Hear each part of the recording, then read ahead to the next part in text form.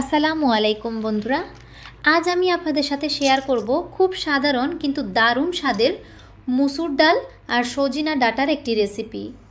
প্রথমে একটি হাঁড়িতে পরিমাণ মতো মুসুর ডাল নিয়ে নিচ্ছি।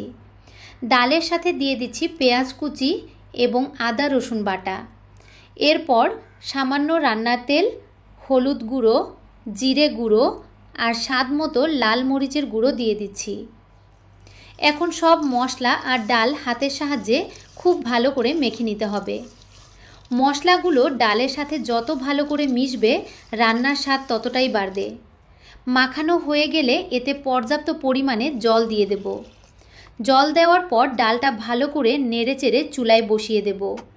হাঁড়িটা ঢেকে দিয়ে ডালটা ফুটে আসা পর্যন্ত অপেক্ষা করব। ডালটা আধা সেদ্ধ হয়ে এলে এতে দিয়ে দিচ্ছি টমেটো কুচি এবং আগে থেকে কেটে রাখা সজিনা ডাঁটা। ডাঁটা আর ডাল একসাথে ভালো করে মিশিয়ে নেব। এখন এতে পরিমাণ মতো লবণ দিয়ে দিচ্ছি। ডালটা যাতে বেশি ঘন না হয়ে যায় তাই আমি আরও কিছুটা জল যোগ করছি। এখন মাঝারি আঁচে ডাঁটাগুলো সেদ্ধ হওয়া পর্যন্ত রান্না করব। ডালটা যখন একদম ফুটে উঠবে এবং ডাঁটাগুলো সুন্দরভাবে সেদ্ধ হয়ে যাবে তখন এটি নামিয়ে নেওয়ার জন্য তৈরি। দেখুন ডালের রঙটা কত সুন্দর হয়েছে। তৈরি হয়ে গেল আমাদের মজাদার মুসুর ডাল ও সজিনা ডাঁটার ঝোল। গরম ভাতের সাথে এটি খেতে অসাধারণ লাগে।